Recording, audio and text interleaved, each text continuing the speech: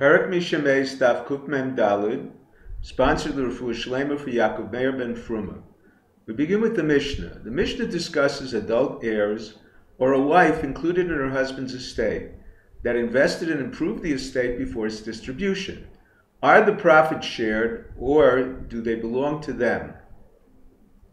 The general rule is if they declare in the presence of witnesses, the court, or in any public forum, assess the value of the estate and divide, then any use of the estate is their individual share, considered a personal improvement, not shared by other heirs. However, without a declaration, all heirs share the profits.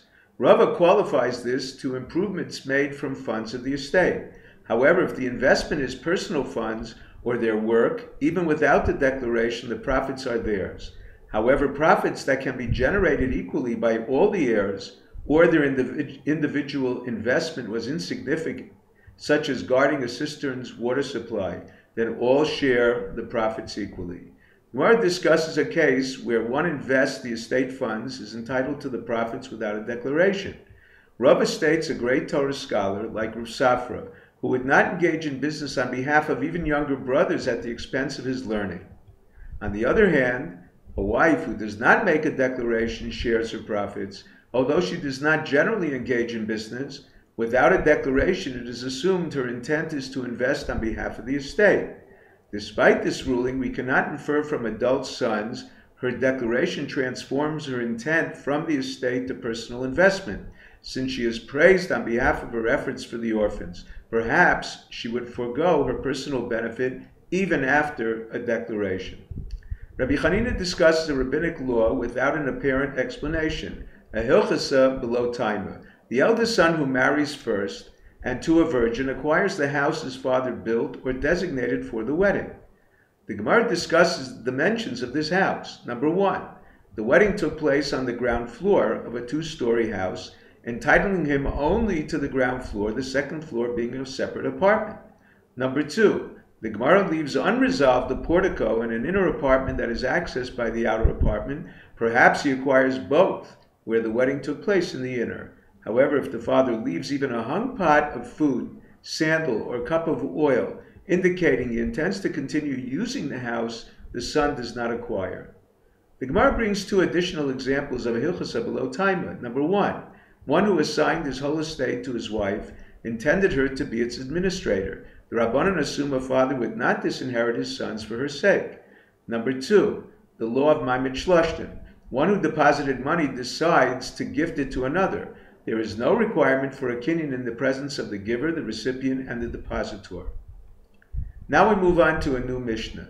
This Mishnah continues with other examples of heirs sharing or not sharing accrued profits. Number one of the brothers was appointed to collect taxes or as a magistrate for the king. He profits by investing monies collected until the due date. A brisa states that tax collection rotated monthly from family to family in a community. This brother owed his profits to his family's turn to collect, even if he is sharper than the rest of his brothers.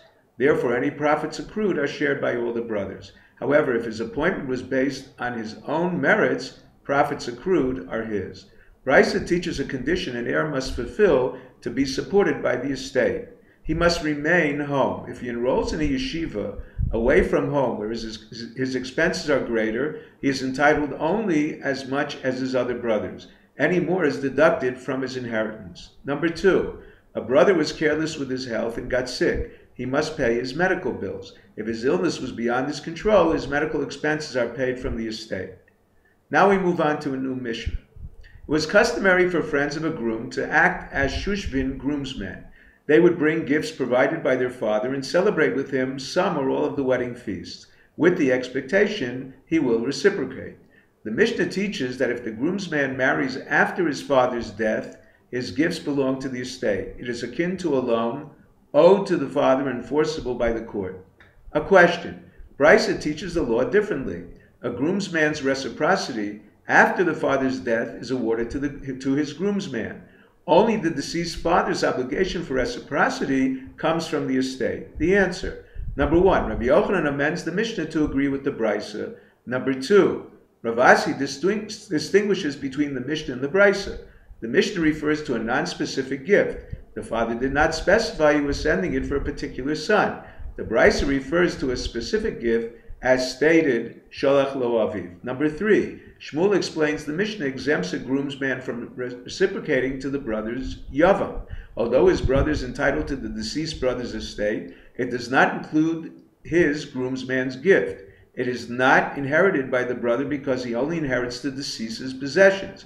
Although the groomsman celebrated Sheva brachas with the groom, his gift did not arrive before his death. However, regular gifts, or even those given by a friend as wedding presents but with no participation in the wedding, are not collected in court. Therefore, any reciprocal gifts belong to the groom. If you're enjoying Daf 5, please click on the link below, subscribe, and become a sponsor. Thank you.